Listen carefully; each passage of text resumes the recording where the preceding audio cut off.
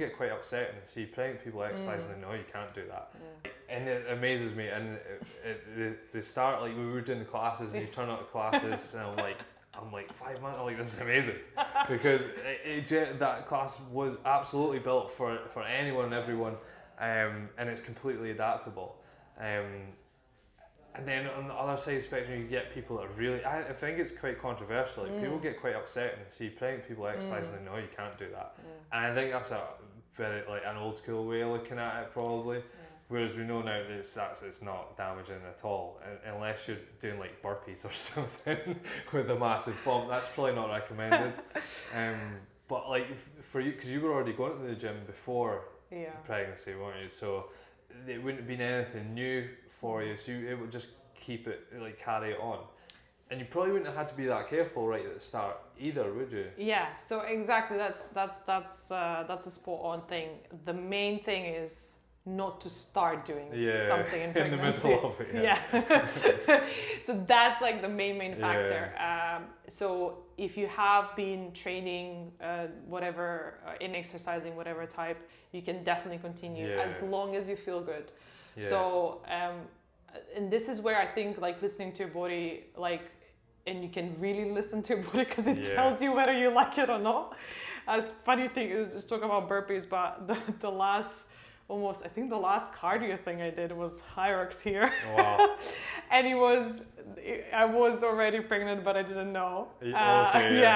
It was before, like, the nausea and the tiredness started, literally. And there would be nothing in the way as well. Yeah, nothing in the way, exactly. It was just like, let's do, like, whatever. It was like, I think we finished with like 50 burpees or something crazy.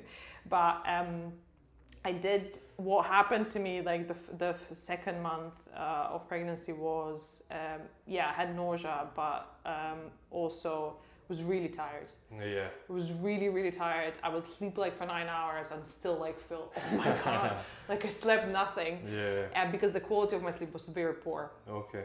My heart rate your heart rate goes up. Yeah. Like on average, I think 10 beats per minute. Yeah. Which is a lot, and somebody just that all the extra work it's doing. Yeah, exactly. Because actually the body ate the extra work, but also pumps like 50% more blood or something. Yeah, you're gonna have to be pumping more blood for it to grow. Yeah. So I was just like, oh my God, and like I think it took me at least that month or two, like, to adapt to it. Okay. Yeah. Right. Yeah. So like, but when I felt good, I would go to the gym and do some weights. Okay. Because I felt like I missed it. I was missing it, and it did make me feel better. Yeah. And then again, not pushing myself that period, because like I was trying. Okay, I feel okay. I'm gonna do it. Yeah. Never like always. I always ate before. Yeah. And in general, like, women should have a bit of food sometimes before. Not some. Again, depends on how you feel. But like, if you can have some food or some protein before you exercise. Because, just to say to the body, we're not like, because we're in a safe situation, because the exercise is good stress. Yeah. But again, women are like more like, oh my God, is it something happening? Do we need to protect ourselves? So like, no, don't worry, we have fuel. We're not starving. Yeah. Nobody's chasing us. Everything is fine.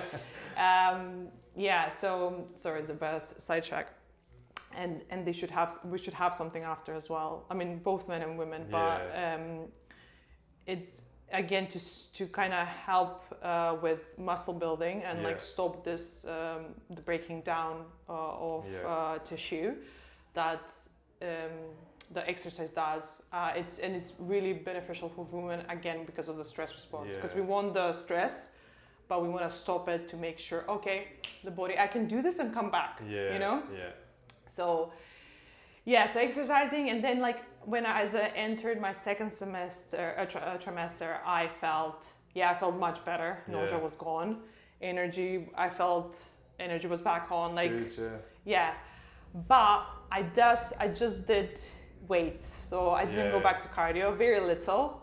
Although the way that I do my weights is kind of a circuit way, so my heart rate will go up. And what you need to pay attention is to not do it too high, obviously, as previous, and not to get overheated. That's very important. So longer breaks, Yeah. loads of water, obviously, Yeah. and just like listen to your body. And then you know how you feel good after a workout? Like in pregnancy, that's been like 10 times more. I don't know why. Yeah. Wow. I mean, I'm sure, I mean, of course there's a reason, but like, just like, so, like if it was like good workout, I just like feel on this high. Yeah. For the rest of the day sometimes, That's I'm great. like, I'm loving it. But I think apart from like making me feel good, has helped me loads with, well, I don't, knock on wood, there's no wood, but my back pain has been like very minimal. Yeah. And it's more like after sleeping just from the stiffness of it. Yeah. And I think it will help me with recovery. Yeah. And in general, actually, if people go through like even an operation, or something like that, like a major thing like a labor, having more muscle will support, will support the recovery. Yeah, absolutely. Yeah, I think you're going to bounce back a lot faster. I hope so. For we can have a chat after. Yeah, I'll come find you after. Yeah. But I do have to say that that was until like probably the 7th month. Yeah. I would say as I entered the 8th, I reduced the weight significantly. Yeah. And I can't, not that I pushed myself previously, but I could do it. Like I could, if I felt good, I would have done like similar weight as I did before. No, I wasn't going for my new rep max, but hardly a time to be kicking off new PRs. No. But you could still, you built for that, you're conditioned to it, you've been doing it before, so exactly. You can absolutely continue. But the last since like that was like end of 7, beginning of 8, I just felt it that I couldn't do that much anymore, so I've reduced the weight, but I still try to go. Just keep it comfortable and nice and easy, I guess. But you're quite far on now, so it's not going to be long before you'll be back in the gym. You'll be back in the gym, no problem. No, that's good. It's a tricky one. I think you probably not a good idea to start that kind of hobby if you've not done it before during pregnancy, because it's going to be a massive shock to the system. You're already going through a whole lot of other stuff as well. It's going to be one to avoid. But walking and things like light activity, absolutely fine. It's going to be better than sitting still, especially like say for the lower back. Walking is generally the only thing that's ever relieved me from having a sore back. And I like my back, I would say, is pretty strong, considering. Of course. So it's a really difficult bit to stretch, and then more so when you're pregnant as well. And that strength going into pregnancy is going to help that massively as well, because you're essentially getting more and more front loaded, which that's having to work overtime. To keep you upright. Exactly.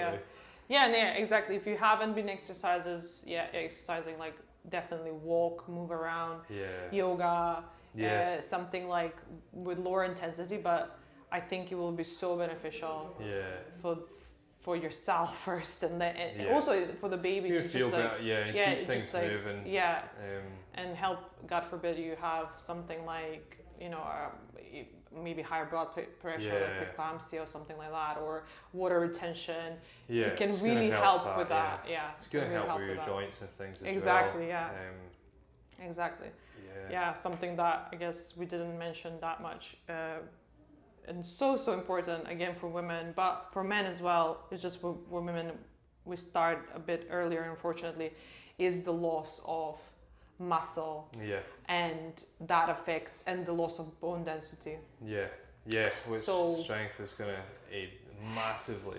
Honestly, I don't think there's anything better than obviously eating protein and resistance training.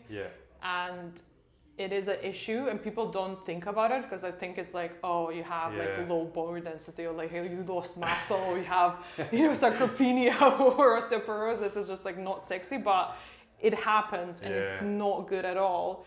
And like it can really affect your quality of life. And a lot of it can be prevented. So much. And it's just like the more, it's like, I really like to say this, but because it's so simple, the more muscle you build, the more the body will make the bones stronger and grow them to support that muscle, because it understands what it needs, right? Like it's constantly doing that. And joints are going to be more supported. You're going to have a better system for dealing with food in general.